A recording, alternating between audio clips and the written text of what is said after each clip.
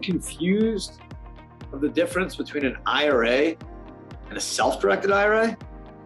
Well, I'm finally going to explain to you the difference.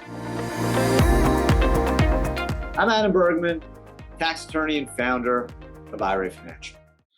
So I get this question a lot, and it's not just from clients, it's also from friends, family, saying, Adam, I don't understand this thing. You have IRA Financial. It's your baby. You love it. You love the self-directed world. You tell everyone they should have a self-directed IRA. I don't understand. I have an IRA. TD Ameritrade, I see their advertising. They say it's a self-directed IRA. What's the difference? What's going on? What is a self-directed IRA? Is the term self-directed IRA something you'll see in the tax code? Is it a term of art? Is it a legal term? What the heck is it? So all really good questions. In the next few minutes, I will explain you everything. So you will not see the word self-directed IRA in the tax code. It's not there. You're not going to find it. Okay? IRA you'll find in section 408, 408A for Roth IRAs. Self-directed IRA just means, and it's a term, you can call it a total control IRA, you can call it my IRA, you can call it the IRA Financial IRA, you can call it almost anything you want. All it means, a true self-directed IRA, all it means is this, that you are allowed to invest in any legal IRS approved. When I say IRS approved, I mean allowed under the tax code investment. So if you go to Schwab or Fidelity or TD Ameritrade, they'll open an IRA for you gladly for free, but they're only going to let you invest in what they sell. And that's their right. Their charter, they're a trust company as well, allows them to do whatever they have their charter say. So in their position, they're going to let you buy and sell products they sell, whether it's mutual funds, ETFs, or securities. They could allow you to buy cryptos or real estate or hard money loans or private placements. And their charter may actually have the ability to do that, except it doesn't make any financial sense. Why would they allow their clients to take money out of products they make commissions on or earn fees on and buy real estate or private placement or cryptos or gold where they don't make any money or don't make any fees? Makes no sense. Like if I was running Fidelity or Schwab, I wouldn't allow for it. So when the code says IRA, section 408 and 4975 are the only places to tell you what you cannot do with an IRA. Section 408 says you can't buy collectibles like art. You can't invest in collectibles like baseball cards. You can't buy life insurance. That's number two. First is collectibles. Second is life insurance. There's an exemption for 401ks. And the third is section 4975. And 4975 is clear. There are a handful of provisions under 4975C that in some say this. You can't do anything with your IRA that indirectly or directly personally benefits you, your lineal descendants, your parents, your children, your spouse, daughter-in-law, son-in-law, or any entities controlled 50% or more by such persons. And also, to add a little bit more complexity, 100% of the benefit derived by that investment must be derived by the IRA. So there can't be any indirect benefit, no self-dealing, no conflict of interest to the IRA owner or disqualified person. So that's what the IRA says you can't do. Other than that, an IRA can do it. So technically, if you had an IRA at Schwab, Fidelity, TD Ameritrade, they should allow you to do any legal investment that is not allowed under 408 or 4975. But as I mentioned, why would they do that? They're not going to make money when you buy a tract of land in Arkansas. Fidelity doesn't make money on that. They're not going to sell you the land. So it's not in their interest, and that's why they don't let you do it. So if they say you're going to open a self-directed IRA with them, it's somewhat misleading. Every IRA is self-directed, okay? I don't know anyone that has an IRA that's basically trustee slash managed by a third party where you have zero control over it, right? Even if you have a wealth manager managing your IRA, generally they have discretion, but they're going to go through their trades with you. Very rare does a individual go to a third party and say, hey, you got carte blanche. You can do whatever you want with my IRA. Don't even talk to me. I don't even want to know. Doesn't happen, right? So that means essentially every IRA is self-directed, because in most cases, you're going to tell your advisor what to buy. Your advisor might say, hey, do you want to buy Tesla or Apple? You're going to say, hey, Jim, hey, Jen, no, I want Tesla. Or you may call your broker up and say, hey, buy Netflix, whatever it is. So every IRA, essentially almost every IRA in the world is self-directed. There are levels of self-directed, as I mentioned. There's a reason Fidelity doesn't let you buy real estate. That opened up an industry called the self-directed IRA industry, which is what my love is. And this was created a long time before I was born. Well, not a long time before I was born, maybe a year before I was born, but it was created in 1974. And it was created a long time before I got into this industry, even before I was a tax attorney. The difference is alternative assets today in 2022 are far, far, far more popular than they were in 1999. Okay. The internet's helped all that. The value of real estate, the appreciation, the fact that more and more people feel comfortable, more and more people have the indirect access to real estate through investment funds. And people have got more comfortable with diversification and getting exposure to alternatives. Cryptos have added another layer to that as well. And crowdfunding and private placements and pre-IPO stock, more and more people are looking at investment options other than just stocks or mutual funds or ETFs. And again, there's nothing wrong with that. I think I'm a tax lawyer, I'm not a financial advisor, but all the financial advisors in my life tell me you want diversification. I think any good financial advisor would tell you you want exposure to real estate, whether it's 5 or 10%. Maybe I think every financial advisor and a good one will say you should have some exposure to cryptos too. Maybe I can't help you do that, but you should put in 0.5% or 1% of your net worth in cryptos. Same with hard money loans or private placements.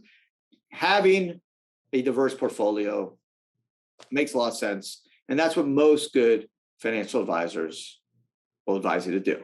So when you hear the term self-directed IRA, don't think you'll find it in the tax code. It means a regular IRA that just simply allows you to do anything allowed by the IRS. Okay, so anything the IRS tax code does not allow you to do, anything on the flip side that is not disallowed is allowed, and you can do it in a true self-directed IRA. If you go to a traditional institution or bank, they may say it's self-directed. It's not. All you're going to be able to do is what they sell you. And that's fine. They're totally able to do that. That's a contractual arrangement you have with them. But know that you have options. Know that there is a true self-directed IRA industry out there that's regulated. We're a regulated trust company. We have an industry trade group called RITA, Retirement Industry Trust Association. IRA Financial is a member of that. You should go on their site if you have questions about the regulatory framework of self-directed IRA custodians. We have capital requirements, insured. IRA Financial is regulated by Banking Division of South Dakota, go through annual audits. We are responsible for administering your IRA. We're not responsible for selling you investments or giving you investment advice. That is the difference between a real self-directed IRA. You, the investor, the IRA owner, are responsible. So some people feel that's okay. They feel comfortable buying real estate or cryptos or doing a private placement or a hard money loan. And others feel, you know what? I'd rather have all my money with a financial advisor and have him or her kind of help me out. I want to have just easier, safer type investments in publicly traded securities or fixed income. And I'm cool with that. And that's fine. No one's forcing you to do a self-directed IRA. But what I want to explain is what a real self-directed IRA is, and know that it's simply not a legal term. It just means that it is an IRA that lets you do anything that's not disallowed. That's it. It's an IRA. It's still taxed under 408. We file a 5498. There's 1099s. Still the same rules. You can't pull the money out until you're 59 and a half without penalty. If you have a Roth, you still need to hold it 59 and a half in 5 years to get tax-free treatment. It's the same IRA, Section 408, no different IRA. There's not a self-directed IRA section in the tax code. There's not a different provision or different rules for self-directed IRA. All it means is that it is an IRA that allows you to do anything not disallowed under the tax code. And whether it's real estate, precious metals, cryptos, hard money loans, tax liens, tax deeds, Reg A's, Reg D's, private placement, hedge funds, private equity fund, investment funds, whatever it is, you can do it, okay? People get confused because they hear that they have a self-directed IRA at Schwab or Fidelity, and they feel like, oh, I'm good. Like this is what a self-directed IRA is. This is it. I'm tasting what is allowed. And unfortunately, that's not the case because you can do everything but insurance, life insurance collectibles, and anything self-dealing or conflict of interest under 4975. So there's literally a world of investments that you may not know about, but are 100% allowed. And companies like IRA Financial will custody those assets. We have the expertise to do that. You know, when I got in this industry 11, 12 years ago, it was expensive. I mean, to set up a self-directed IRA, some companies were charging $3,500 and then like $1,000 a year. I remember researching this. So just a little bit of information if you're interested, how I got in this industry, right? I was a tax lawyer in New York. Honestly, never heard of this self-directed IRA. Kept my head down, worked, billing 2,000 hours a year. I didn't know what was going on. And then I had a hedge fund client that asked me to research if he could use his IRA to invest in his hedge fund. And I remember thinking, like, no chance. Like, that's too good to be true. You got to buy stocks with your IRA. Like, there's no way. Because I would have done something else. I worked at 2 other law firms, so I had rollovers. No one told me about this. Can't be true. I'm a tax lawyer. I have a master's in tax law. I'm smart. No way that you can do this stuff in an IRA. Turns out you can. So this like blew me away, and that's what triggered me to start IRA Financial and to make self-directed IRAs easy to understand, less costly. You can open an IRA with us $360 a year flat. No transaction fees, no asset valuation. We don't even have wire fees, dude. We are changing the game. So it's a different world today. Technology, you can onboard, you can trade cryptos, you could move money, make investments all through our app. Totally different ballgame in 2022 than it was in 2009 or 2010. So self-directed IRA industry is exploding in popularity. It's super hot now. I have so many people calling me, be like, I'm starting to hear about this. This is really interesting. I want to do this or do that. I remember when I started this company 11 years ago, it was like, I equated this to like Pearl Jam, Nirvana in the late 90s. If you like music, like those were always like the weird guys with the long hair, the purple streaks in their hair, nose rings. Like you don't want to go near those people. They're weird. That's kind of what alternative assets were 10, 12 years ago. Now it's totally mainstream where everyone's like, yeah, I need some cryptos. I want exposure to real estate. Oh, I'd love to do some hard money lending. Yeah, there's a startup. I can do a private placement or get into a pre-IPO stock. Like, yeah, let's do it. Wasn't like that 10, 15 years ago, I promise. So world's changing and more people are figuring out that they could make money doing these types of investments. Hey, CalPERS, the private equity funds, they make money. Why? Because they do alternative stuff as well. They don't just buy stocks. CalPERS, largest pension fund in the country, there's a reason they invest in private equity, venture capital, hedge funds. Guess what? Investing in the stock market doesn't do the job for them. They want to make high returns, and they know buying ETFs is not going to get them there. So they do alternative assets. The question is, unfortunately, they don't allow all of us to do it because in some cases, you need to be an accredited investor. Someone who has $1 million in net worth or 2 consecutive years of $300,000 plus in income. That being said, to get back to my topic at hand, an IRA and a self-directed IRA are the same thing.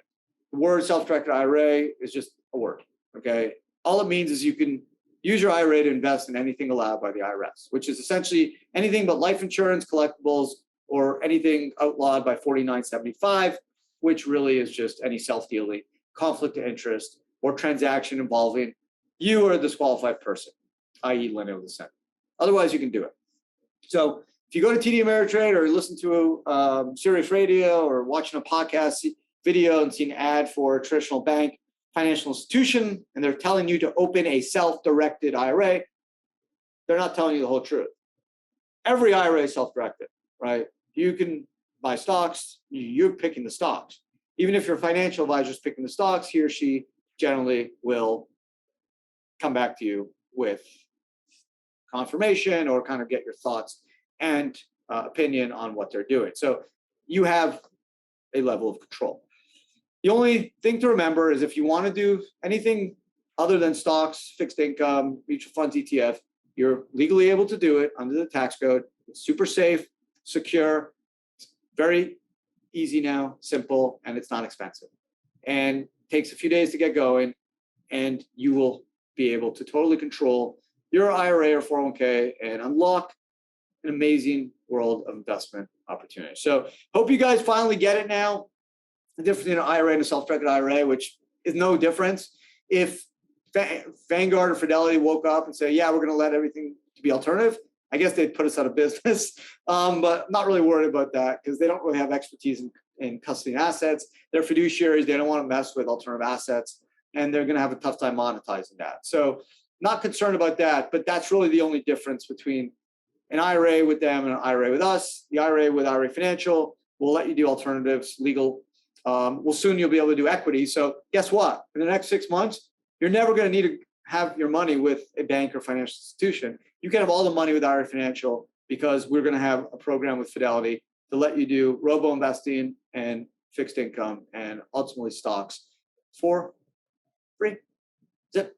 So it's going to be awesome. And my goal is to essentially become one IRA. That's why the name IRA Financial. It's in the name, right? There's no need to have IRAs in different places. That's been my goal, and that's my dream, and hopefully we'll realize that very soon. One place for all your IRA investments, because there's no difference in an IRA and self-directed IRA. It's stupid. It's crazy. You should be able to invest in anything legal in one place, and that's what's happening. And that's what I'm going to do. So hope you guys found today's habits interesting. I want to do this for a while, just kind of felt, hey, it's so basic, maybe people will get bored by it, but it's important because I keep getting this question, Adam, I don't understand, what the hell is a self-directed IRA? Is it an IRA? Is it a new IRA? Is it something different? I can't find the name anywhere. Is it the IRS in the code? Don't see it. So now you know, just a term, it's a phrase. You can call it my IRA, like I said, total control IRA, I control, whatever the hell you want to call it. It just means an IRA that lets you do essentially any investment that's not stocks, ETFs, mutual funds, fixed income, anything essentially not carried by a brokerage firm or bank. So real estate, cryptos, loans, private placements, et cetera, a million stuff. So that's it.